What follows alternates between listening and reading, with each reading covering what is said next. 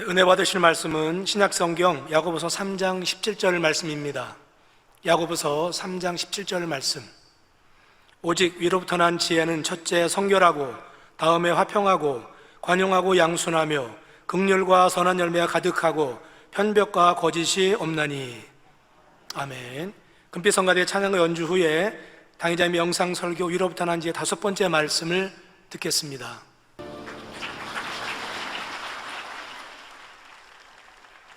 사랑하는 성도 여러분, 어린아이들이 화폐에 대해서 잘 모를 때는 지폐와 동전 중에서 동전을 더 좋아하는 경우가 있습니다. 아이가 가지고 있는 500원짜리 동전을 주면 10,000원짜리 지폐와 바꿔주겠다 해도 꼭 움켜쥐고 싫다고 하는 것입니다. 500원으로 과자도 사보고 껌도 사보고 이렇게 자기가 써보았기 때문에 500원의 가치는 잘 알지요. 그러나 10,000원의 가치는 잘 실감이 안 나는 것입니다. 어른들의 입장에서는 이것이 어리석게 보입니다. 물론 어린아이니까 어리석다 말하는 건 아니지만 만약에 어른이 그런다고 하면 어리석게 보지 않겠습니까? 그런데 아버지 하나님 편에서 보면 어른들도 이런 경우가 있죠. 하나님께서 이렇게 계명을 지키고 선을 행하라, 그러면 축복을 줄게 하셔도 순종을 못하는 것입니다. 자기가 볼 때는 계명을 지키는 것이 당장 유익이 되지 않기 때문이지요. 그러나 영적으로 지혜로운 사람은 세상 방법으로 얻게 되는 눈앞의 유익보다 하나님께서 주시는 축복이 훨씬 크다는 것을 압니다. 그래서 성결과 화평, 관용과 양순, 이런 영적인 것을 쫓아 행하게 되지요. 오늘은 위로부터 난 제 5번째 시간입니다. 이 시간 증거되는 말씀을 통해 축복의 근원이신 하나님께로부터 복을 끌어내리는 방법을 터득하시기 바랍니다. 사랑하는 성도 여러분, 위로부터 난 지혜는 성결하고 화평하며 관용하고 양순하다 했습니다. 양순이란 선하고 아름다운 마음의 향이 말과 행함의 선한 열매로 나타나는 것이라 했죠. 마음이 선과 진리로 가득하면 외적인 열매로도 나타납니다. 단물만 내는 입술의 열매와 아름다운 행함의 열매로 나타나지요. 이러한 양순의 특징은 3가지로 살펴볼 수가 있습니다. 첫째는 상대를 마음을 평안케 해주며, 상대의 마음을 평안케 해주며 어떤 상황에서도 진리로 분별하여 요동하지 않게 해주는 것입니다. 다시 말씀드립니다. 양순의 특징 3가지. 첫째는 상대의 마음을 평안케 해줘야 된다. 어떤 상황에서도 진리로 분별하여 요동하지 않게 해주는 것입니다. 양순이 임한 사람은 상담할 때도 문제의 핵심을 분별하여 상대의 마음을 시원하게 해줄 수 있다 했죠. 사심이 있으면 자기 유익이나 감정으로 인해 눈이 가리워집니다. 그러나 사심이 없으면 명철이 임함으로 문제를 해결할 길을 찾을 수 있는 것입니다. 우리 사업하시는 분들, 남성 누님들 특히 잘 들어주세요. 이에 대해서는 지난 시간에 이미 설명을 했습니다. 다음으로 2번째 양순의 특징은 자족하는 것입니다. 빌립보서 4장 11절 13절에 내가 궁핍함으로 말하는 것이 아니라 어떠한 형편에든지 내가 자족하기를 배웠노니 내가 비천에 처할 줄도 알고 풍부에 처할 줄도 알아 모든 일에 배부르며 배고픔과 풍부와 궁핍에도 일체의 비결을 배웠노라. 다시 한번 읽어드립니다. 내가 궁핍함으로 말하는 것이 아니라, 지금 궁핍하고 있다는 얘기죠. 어떠한 형편에든지 내가 자족하기를 배웠나니. 저 얼마나 감사한지요. 저도 어떠한 형편에도 자족하기를 배웠습니다. 그렇게 임해버렸어요, 옛날부터. 그래서 아무리 진수성찬이 있다 할지라도, 아니면 몇 가지 반찬이 있다 할지라도 저는 이 몇 가지 반찬으로 자족을 하고 있습니다. 진수성찬 부러운 게 아니고 이 몇 가지만 있어도, 아니 몇 가지가 아닌 외간장과 양념 고추장만 있어도, 된장만 있어도 저는 만족할 수가 있습니다. 어떤 상황에도 어려서 가난도 체험해 봤고요. 쭉 가며 성장했기 때문에 또 결혼해서도 가난 체험해 봤고 또 부여도 체험해 봤기 때문에 무엇이나 자족할 수 있다 이 말입니다. 옛날에는 가난했는데 어려서는 가난하게 누구나 대부분이 다 가난하게 성장했지만 가난한데 이제는 부해지니까 마음껏 먹고 마시고 취하자가 아니라 자족을 배웠다 이 말이에요. 그래서 어떠한 형편에든지 내가 자족하기를 배웠노니 내가 비천에 처할 줄도 알고 풍부에 처할 줄도 알아 모든 일에 배부르며 배고픔과 풍부와 궁핍에도 일체의 비결을 배웠노라. 저도 감사하게도 하나님이 다 저를 성장할 때 이런 것을 다 배우게 하셨습니다. 프로 배우려고 한 거 아니지만 지나고 나서 뒤돌아보니까 전부 이런 걸 배우게 하셨더라 이 말입니다. 체험케 하셨더라 이 말이에요. 내가 능력 주시는 자 안에서 내가 모든 것을 할 수 있느니라. 이 말씀처럼 양순의 마음이 이루어지면 평안하고 모든 것이 풍요로울 때만 아니라 어려운 상황에 처해도 마음에 요동이 없습니다. 이래서 힘들다 저래서 어렵다 하고 낙심하고 불평하는 것이 아니라 감사와 기쁨으로 능히 감당할 수 있지요. 당면한 어려움보다 그 마음에 임해 있는 하나님 은혜가 더욱 크기 때문입니다. 어떤 사람은 자기 생각대로 일이 풀리지 않을 때나 어려운 상황에 처하게 될 때 불편한 기색을 겉으로 심하게 드러냅니다. 초조해하고 안색이 변하며 주변 사람까지 불안하게 만들기도 하지요. 불평과 불만을 쏟아내고 원하는 대로 일이 되지 않는 이유를 남의 탓으로 돌리며 비난하기도 합니다. 그러나 이렇게 해서는 문제를 해결할 수 없지요. 하나님의 역사를 체험할 수도 없고 오히려 주변 사람들의 마음까지 잃게 됩니다. 반면에 양순한 마음을 이룬 사람은 현실적으로 어려운 상황에 처했을 때도 마음의 여유를 잃지 않습니다. 당황하고 놀라며 슬퍼하는 것이 아니라 잠잠히 하나님의 뜻을 분별합니다. 이미 받은 하나님의 은혜가 자기 안에 풍성하며 하나님의 사랑을 확신하기 때문에 평안할 수 있는 것입니다. 그리고 그 상황에서 자신이 할 수 있는 최선의 것을 택하여 행하지요. 사도 바울은 큰 권능을 행하며 복음을 전했지만 핍박과 고난도 무수히 당했습니다. 그러나 아무리 핍박을 받을 때도 내가 하나님의 일을 하는데 왜 이런 고난을 당해야 하나? 사람들이 나를 어떻게 생각할까? 이렇게 고민하거나 힘을 잃지 않았지요. 많은 사람들 앞에서 매를 맞고 수치를 당해도 굶주리고 잠을 자지 못할 때도 마음만은 늘 평안했습니다. 주의 이름을 핍박했던 자신을 구원해 주신 은혜가 너무나 컸기 때문입니다. 또 천국의 소망이 자기 안에 가득했기에 현실의 어려움에 짓눌리지 않았고요. 한 번은 권능을 행하여 귀신을 쫓아내고도 오히려 그로 인해 많은 매를 맞고 감옥에 갇힌 일도 있었습니다. 사도 바울은 이미 이걸 알기 때문에 귀신을 안 쫓아주려고 했어요. 근데 계속 따라다니면서 괴롭히니까 결국은 쫓아주고는 매를 맞고 그러니까 이런 고초를 지금 매를 맞고 고초를 감옥에 갇히고 고초를 당했다 이 말입니다. 이때도 하나님께서 왜 나를 안 지켜주시고 이런 일을 당하게 하시나 하고 힘들어하거나 하나님 저를 빨리 풀어주셔야만 합니다 하고 초조해하면서 기도한 것이 아닙니다. 잠잠히 그 상황을 받아들이며 하나님의 역사를 기다렸습니다. 그리고 하나님의 은혜를 생각하면서 찬미했지요. 깊은 밤 깊은 감옥에서 감사의 찬양이 그 각에 울려 퍼질 때 하나님 앞에는 얼마나 아름다운 향이 되었을까요?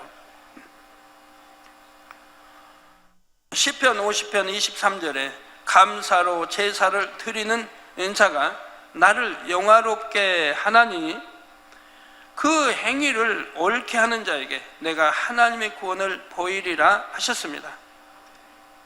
과연 그 찬양의 제사를 하나님께서 기뻐 받으시니 놀라운 일이 일어났지요. 지진이 일어나 감옥문이 열리고 간수와 그 가족들이 주님을 영접하는 역사가 일어났습니다. 성도 여러분, 그동안 본교에서 해외 성회를 다니다 보면 예상하지 못한 장애물을 만날 때가 종종 있었습니다. 그러나 어떤 상황에서도 하나님을 신뢰함으로 차분히 우리가 할 바를 행했을 때 하나님께서는 반드시 길을 열어주셨습니다. 파키스탄 성회 때는 테러의 위험이 있다 해서 성회 직전에 갑자기 성회장이 봉쇄되는 일도 있었지요. 그러나 제 마음에는 확신이 왔기에 저는 12시가 되면 성회를 진행하겠다고 믿음의 고백을 했습니다. 저도 이제 앞에 있는데 문이 잠긴 상태와 있는데요. 이제 제가 들어오니까 저는 할 수 없이 철문 열어줬고요. 다른 사람들은 들어오지 못하게 철문을 잠궈버렸고요. 그리고 믿음의 고백을 했고요. 그리고 모든 것을 하나님께 온전히 맡겨드리고 평안히 기다렸죠. 여러분, 믿음 고백은 어떤 분은 믿음도 오지 않는데 성령이 역사하지 않는데 뭐 이랬으면 저를 약속해 놓고 약속 어기고 그런 건 절대 안 되는 것입니다. 저는 마음에 성령의 음성을 들었기에 저는 고백을 한 거예요. 12시면 문이 열린다고. 그리고 평안하게 저는 눈을 감고 휴식을 취했어요. 저 웬만하면 휴식 못 취는데 저는 평안하게 눈 감고 그냥 휴식을 취하고 있었어요. 근데 그때가 9시나 10시나 됐겠는데 했어요. 그때 한 2시간 휴식을 취할 수 있었고 12시가 되니까 정확하게 문이 열렸던 것입니다.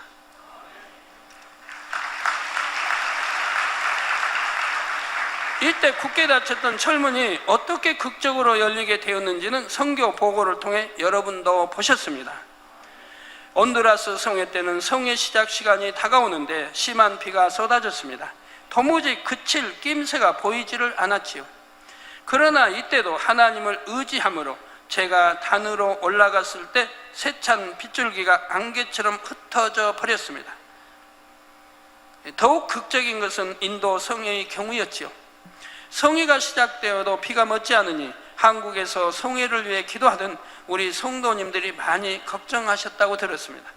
바람과 함께 큰 비가 쏟아지는 성회장에서 육신의 생각을 동원했다면 믿음으로 행하지 못했을 수도 있습니다. 이제까지 항상 역사해 주셨던 것처럼 하나님께서 비가 그치게 해주셔야 하는데 비가 계속 오면 성회를 이룰 수가 없는데 어떻게 하나고 당황해서 발을 동동 구를 수도 있죠. 그러나 우리는 퍼붓는 비 속에서도 끝까지 성회를 진행하며 하나님의 뜻이 무엇인지 알고자 했습니다. 꼭 우리가 원하는 대로 이루어 주셔야 한다고 하나님 앞에 고집한 것이 아닙니다. 이제까지 함께 하신 하나님께서 이번에는 어떻게 영광을 받으실지 사모하며 기다렸지요. 물론 요동함이 없고 평안하다 해서 긴장하지 않는 것이 아닙니다. 생명을 드리는 비장한 각오로 아버지의 은혜를 구하며 최선을 다해 방법을 찾아 행하지요. 더더구나 이 TV를 통해 인도 전역 이웃나라까지 다 나가고 있는데 비가 온다고 성회를 못하면 얼마나 실망할 일이고, 원수마귀는 춤을 출 것이고, 또 집회를 방해하는 자들은 비가 와서 비가 오니 신이 났다고 할 거 아니겠습니까? 그러나 어떤 때라도 깊은 마음에는 요동함이 없고 하나님을 신뢰함으로 평안하다는 말입니다. 그 신뢰가 진실할 때 반드시 하나님께서는 멋지게 응답하시고 영광을 받으십니다.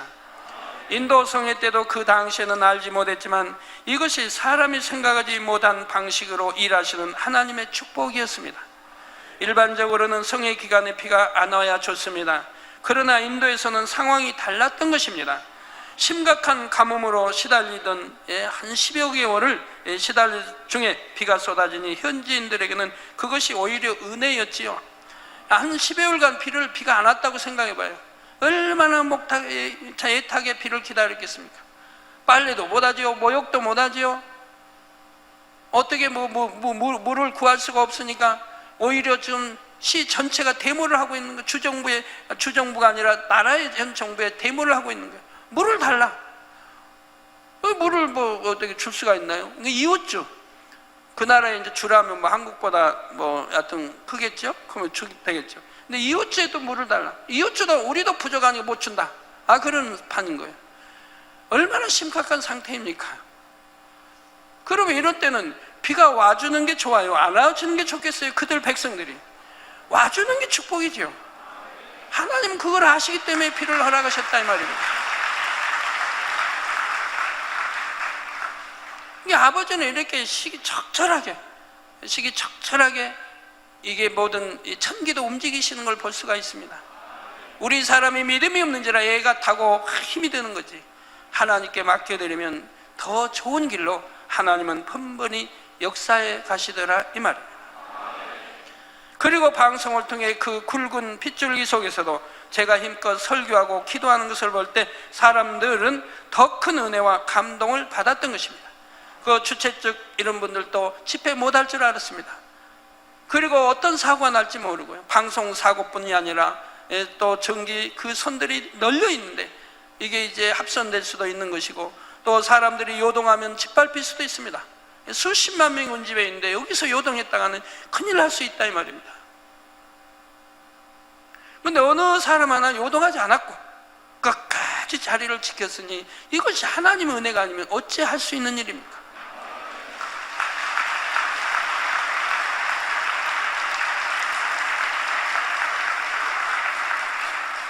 온두라스 때도 들어보니까 국민들이 비가 오면 가버린다는 거예요. 비 같은 거 오면 가버려요. 비 맞으려고 안 하고 가버린다 이 말이에요. 지금 인도는 비를 맞기를 원하는 것이고요. 왜? 10개월간 비가 안 왔으니까 비만 오기를 지금 학수고대 하늘을 쳐다보고 있는 사람들이니까 비가 오면 올수록 이들은 좋아한다 이 말입니다.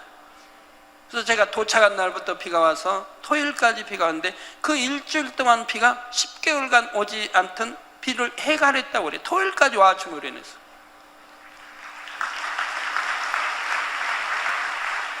그리고 언론에는 비신이 오셨다라고 또 나왔어요. 근데 온두라스 같은 경우는 우리 선교팀들이 잘해줬습니다. 선교팀들이 집회 전에 그렇게 나가서 비를 맞고, 옷도 뭐 그냥 청바지에 티 입은 것도 아니지 않습니까? 우리는 그런 옷을 입고도 벗어내 그 미끄러운 데를 그냥 나르다시피 쫙쫙 뻗으며 그냥 율동을 하고 있으니까 그들이 감동을 받는다 이 말입니다. 자리를 뜨는 게 아니라 저렇게 먼데 한국에서 와서 저렇게까지 해주는데 자기들이 자리를 뜨면 미안하지 않습니까? 양심이 있다면. 그러지 않아요? 양심이 좀 있다면. 그러니까 자리 뜨지도 않는다 이 말. 그런데다가 이제 제가 집회 전에 제가 딱 나오니까 일시에 비가 그쳐버린다 이 말. 그러니 또 은혜가 되지 않습니까?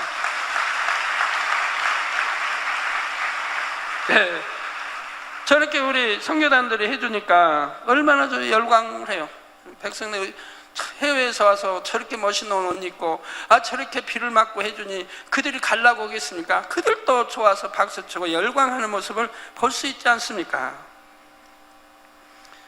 그러니 더 큰 은혜와 감동을 받았던 것이고, 인도 성에는 더욱 그리했지요.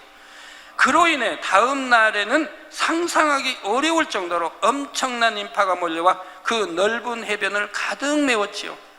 결과적으로는 쏟아지는 비로 인해 최고의 성회를 이룰 수 있게 되었던 것입니다.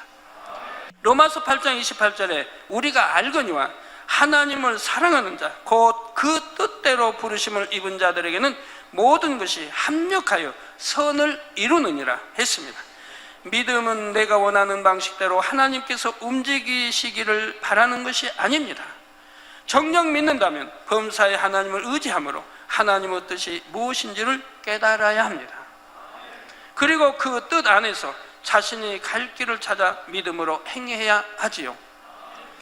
양순한 마음으로 그 상황에 자족하며 선을 쫓아 행해 나가면 항상 성령께서 길을 비춰 주십니다. 그래서 지금 나아가는 것이 하나님의 뜻인지, 혹은 한 걸음 물러섰다가 다시 진행해야 할지 이런 것도 분별할 수 있게 되고요. 이것이 바로 사망의 골짜기에서도 동행하시는 하나님의 역사를 체험할 수 있는 지혜가 되는 것입니다. 세 번째로, 이 양순의 마음이 더 깊어지면 하나님의 말씀에 순종할 뿐 아니라 마땅히 행할 것 이상으로 행하게 됩니다. 비유를 들어 부모님이 외출하시면서 어린 아들에게 당부를 해놓고 갑니다.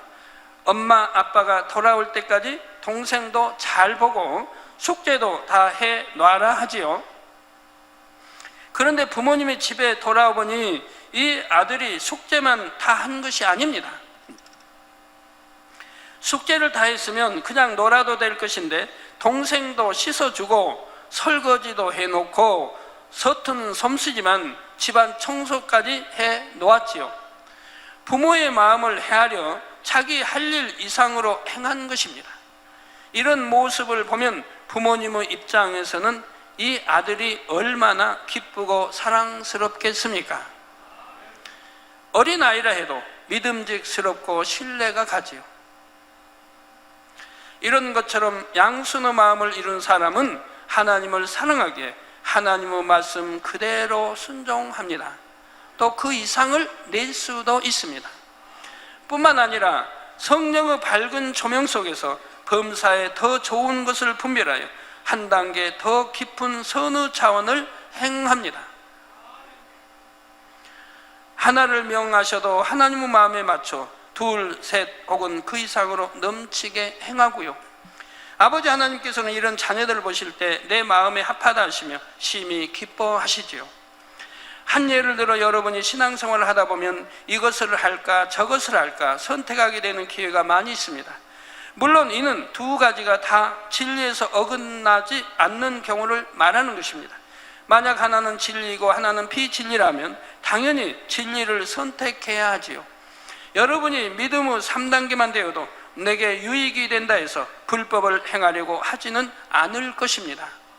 그런데 두 가지 다 진리 안에서 가하다면 대부분의 사람들은 자신이 더 원하는 쪽을 택하기 마련입니다. 그러나 양순의 마음이 온전히 이루어지면 이럴 때 자신이 원하는 쪽이 아니라 하나님께 더 영광이 되는 것을 택하지요.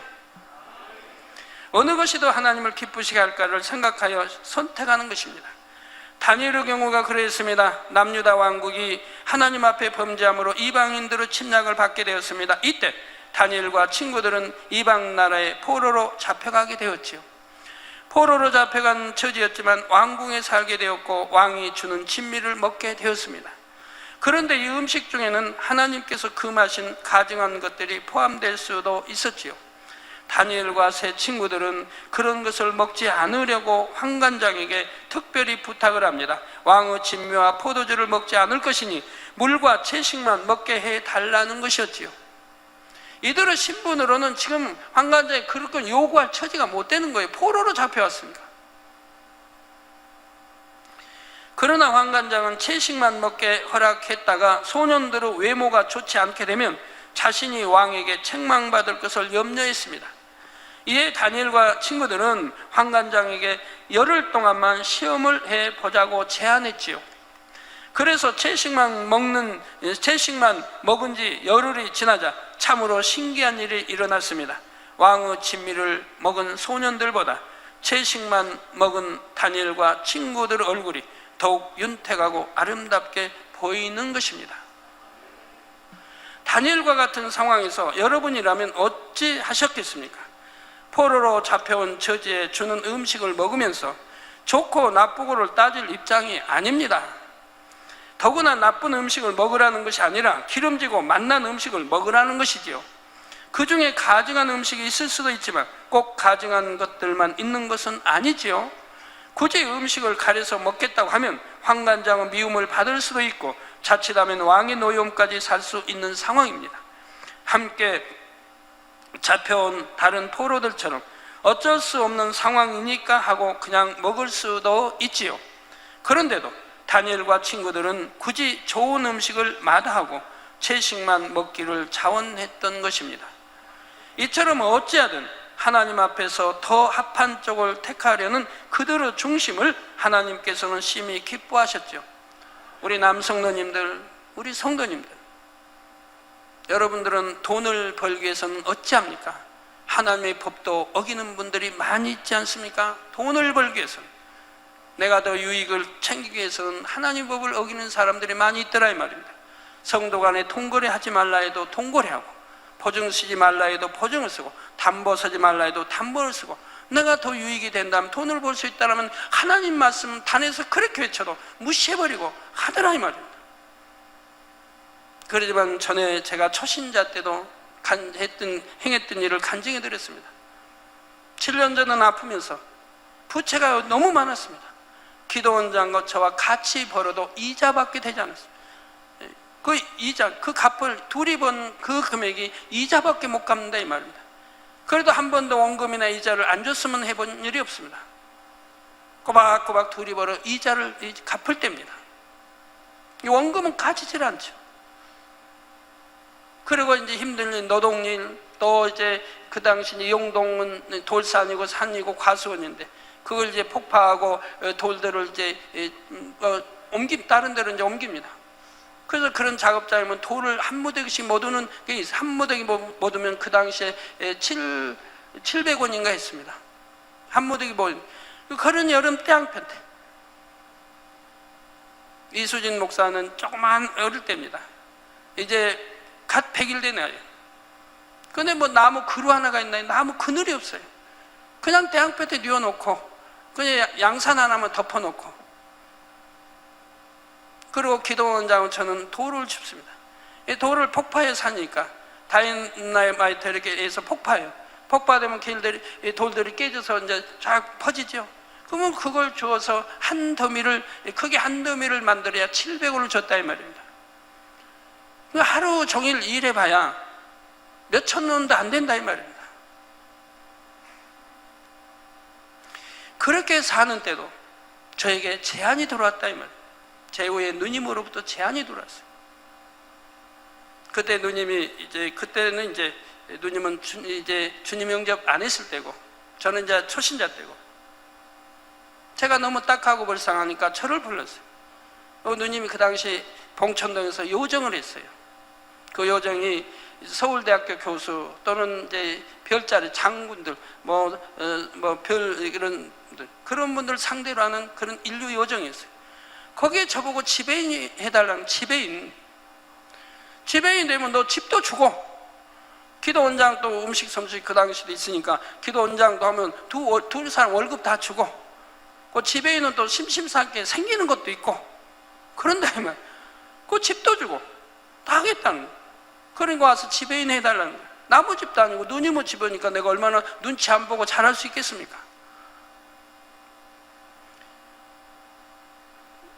그러지만 저는 이런 제안에 거절했습니다. 왜? 꼭 술집이라 거절한 건 아닙니다. 그 당시에는 그런 것이 죄인지 죄라는 게 아니고요, 거절한 게 아니고 제가 주의를 물어봤어요. 이런 음식 이런 거 한다면 주일 지키기 어려울 텐데, 그래서 주일은 어떻습니까? 주일은 한 달에 2번을 쉬니까 2번은 쉬고, 쉬지 않을 때는 나와서 일을 해야 된다는 거예요. 그래서 제가 이런 제 두 말 생각하지도 않고 거절해 버렸어요. 싫습니다. 주의를 어기는 것이라고는 저는 싫습니다.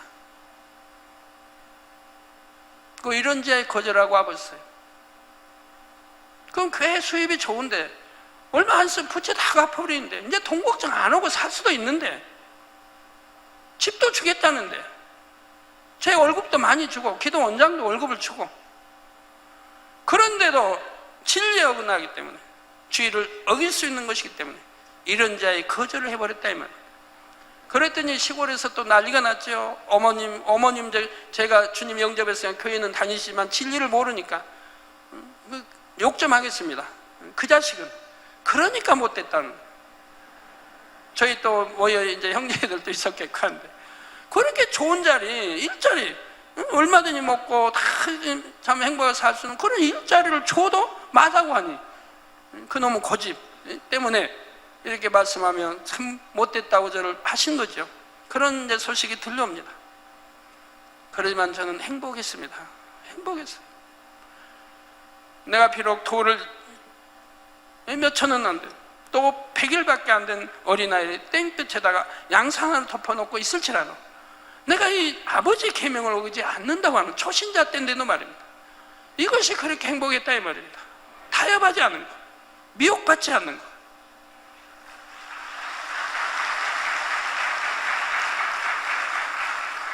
그랬더니 결국은 하나님이 연단하신 것도 하나님 뜻이었고요. 왜? 그렇게 제가 일함으로 7년 동안 아프며 약해졌던 몸이 강건한 몸으로 바뀌게 되더라 이 말입니다.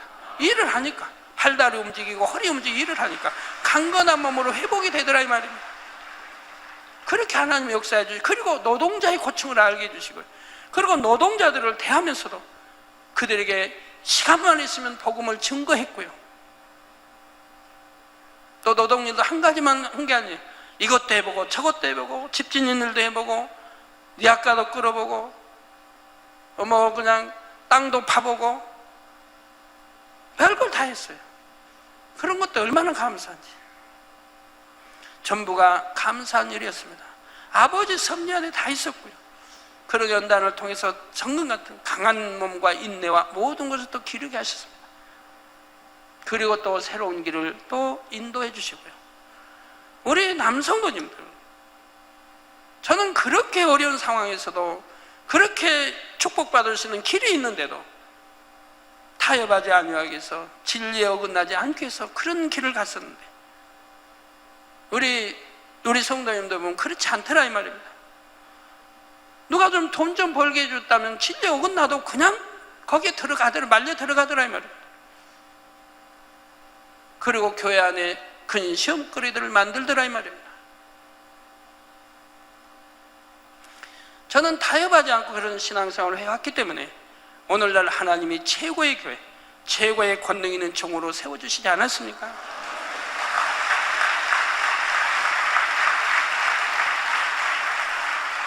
그래서 고기와 진미를 마음껏 먹은 소년들보다 그들의 용모가 더 아름답게 역사해 주셨습니다. 뿐만 아니라 다니엘서 1장 17절에 보면 하나님이 이 네 소년에게 지식을 얻게 하시며 모든 학문과 재주에 명철하게 하신 외에 다니엘은 또 모든 이상과 몽조를 깨달아 알더라 했습니다. 이렇게 타협하지 않고 오직 진리 안에 거하니까 하나님은 이렇게 넘치도록 다른 것까지 축복해 주시더라 이 말입니다. 그들의 앞길에 꼭 필요한 것들, 앞으로 이제 최고의 정치가가 되고 왕 다음 가는 신임 받는 자가 되고 그런 모든 길들을 가르쳐주고 역사해 가시더라 이 말입니다.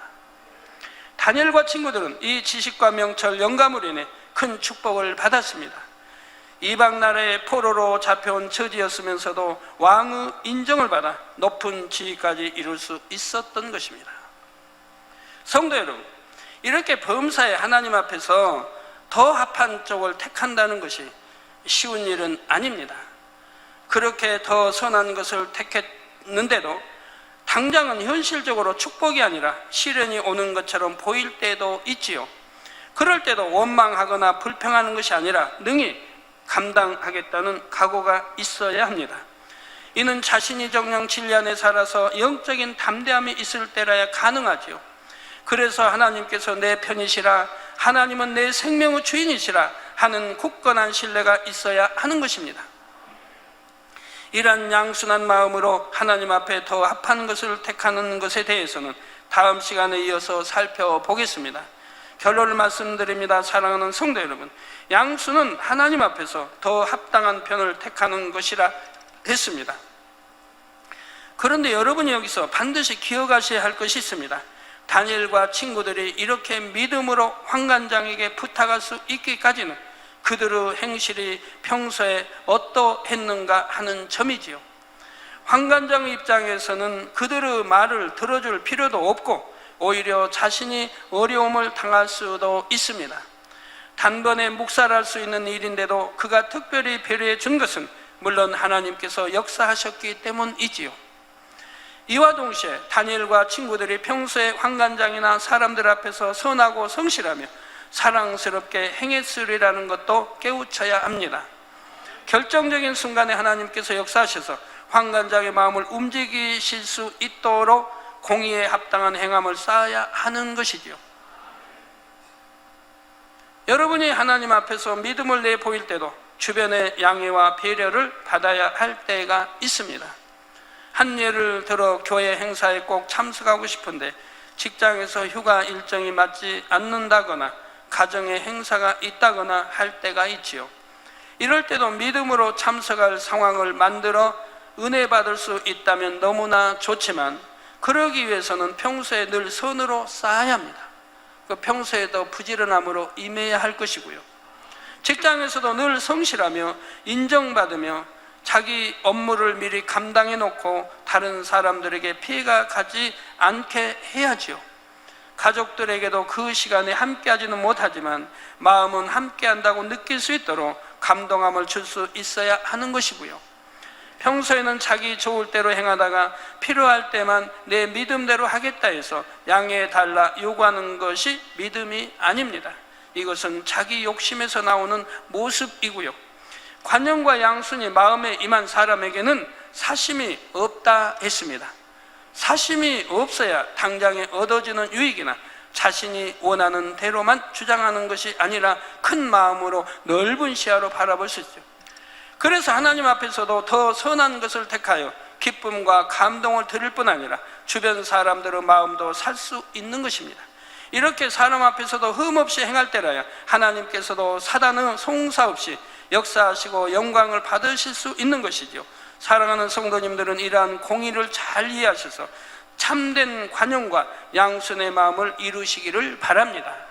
그래서 위로부터 주시는 하나님의 지혜로 풍성하고 기름진 삶을 살 수 있기를 주님의 이름으로 축원합니다. 아멘. 말씀을 상고하시며 기도하시겠습니다. 할렐루야. 아버지 하나님 감사합니다. 참으로 이러한 말씀을 어디서 들을 수 있사오리까? 너무나 시원하고 너무나 선하며 너무나 귀하고 이 아름다운 말씀을 듣게 해주시니 감사합니다. 우리 마음속에 이런 양선의 마음을 이루어서 참으로 아버지를 기쁘시게 하며 아버지 영혼들을 사랑하며 이 당회자님의 귀한 말씀을 행하며 열매낼 수 있게 축복을 함께 주옵소서. 감사드립니다. 우리 주 예수 그리스도 이름으로 기도합나이다. 아멘. 涙の中おらる主愛の主それは命与える救い